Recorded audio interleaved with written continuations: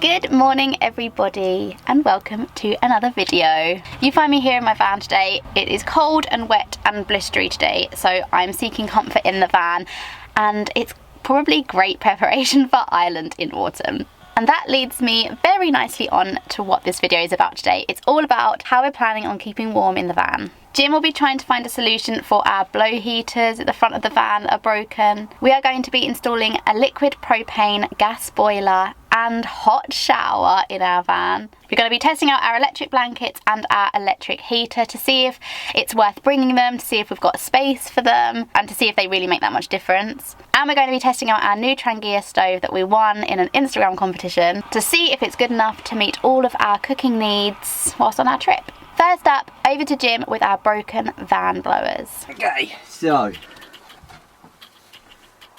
the temperature, no, that way around.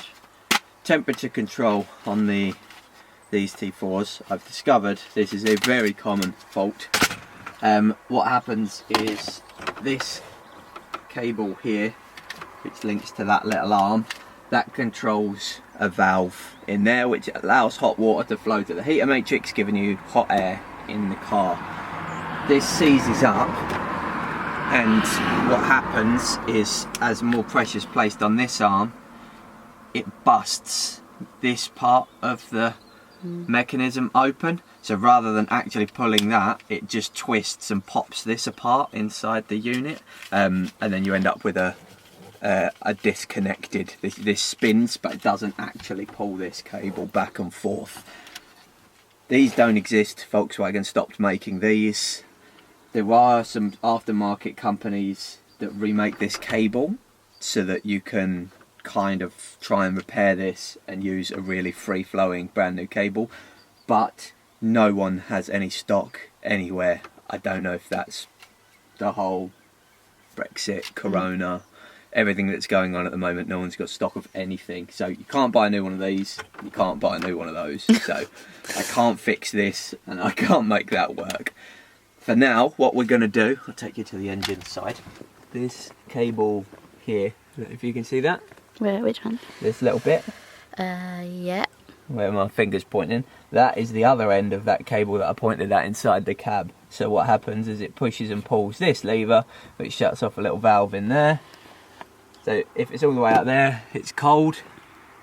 If it's all the way in, it's hot. So I'm going to leave it in the middle, and every time we really need to change the temperature, I'll have to come out, open the bonnet, change it on that, and then get back in the car again. But with the amount of time we've got available, that's the best solution I can think of. It's a good solution. I will make something eventually. New solution, because that's no longer connected to that, I could dangle it out the bottom here. Yeah. And when you want, which way round is it? Can't remember which way round, but when you want one, you pull it. Oh. You push it. Well, that's good. Yeah, that's way easier. So it's, you know, it's passengers' responsibility to eventually, because I don't really care what it looks like, I'll strap that onto there. And then we'll just get used to... And then have a little, you could have a lever so that when that's attached and you have something there, all you need is a little bit of metal with a screw and a washer and whatever in it, and then we'll just pull it. And and twist it up and down there, so you can have just a, you know, all it is something that spins like that, attached to that. Yeah. Cool. Doing it? Yeah, that's great. Next up is installing our Julka hot tap outing into the van. It's basically a gas boiler and shower system made for off-grid living. Our idea is to install it in the van to provide instant hot water. We went for this one because of its small size and capacity to use both water from our van container or from a nearby freshwater stream. Obviously, when installing gas bottles or boilers in any home needs lots of consideration. The fact that we're going to be sleeping in this van means we need to make sure that this is going to be safe if we're going to do it. We needed a backing plate for the boiler to avoid overheating. We decided to use the backing plate of our old caravan boiler. It's made for exactly this task. It just needed a bit of adjustment.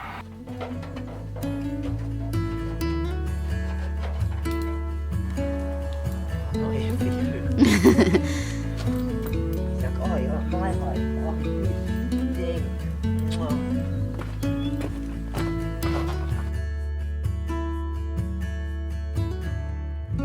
We're using modified radiator clips to connect the boiler to the backing plate, so we can easily move the boiler in and out of the van.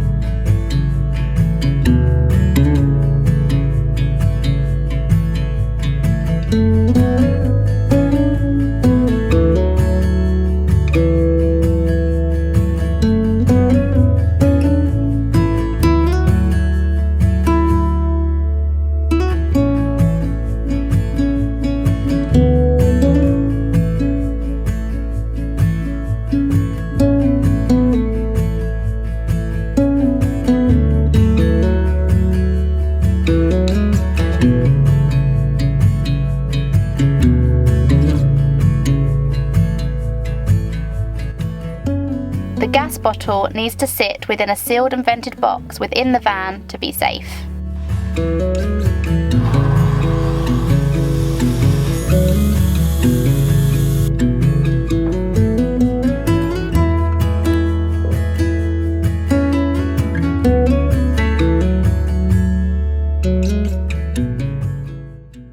Time to test it out.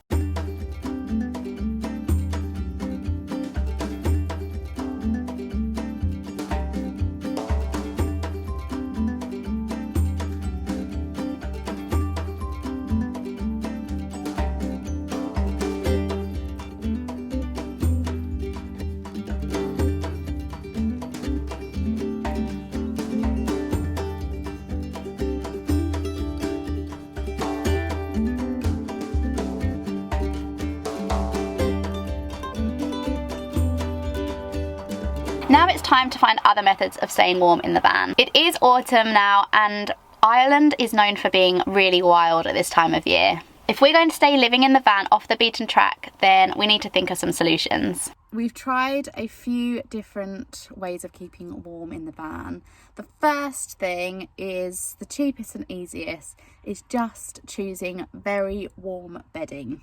So we've layered up on our bed. We've got our memory foam, which is a warm layer. Then we've got our normal bed cover. Then we've got a fleece blanket. Then we've got our bed sheet, and then our duvet is a teddy bear blanket duvet.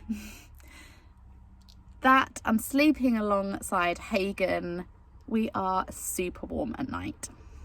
Another thing we're trying is an electric heater.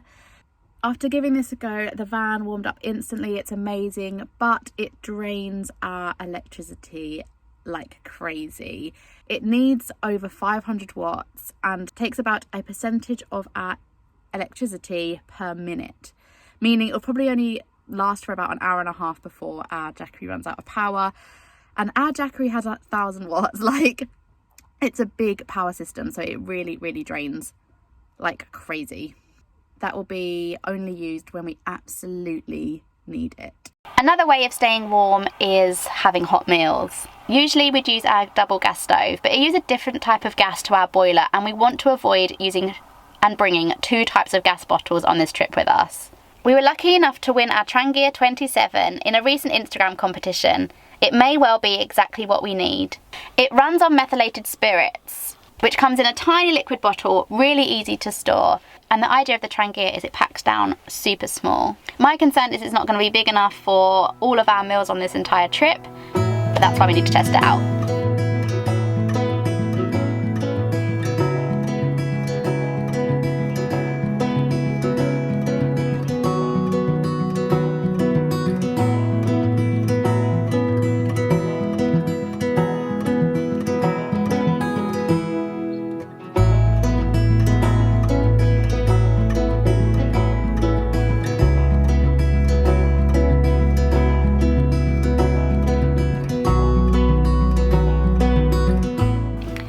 for joining us this week, guys. The van is finally ready for our trip.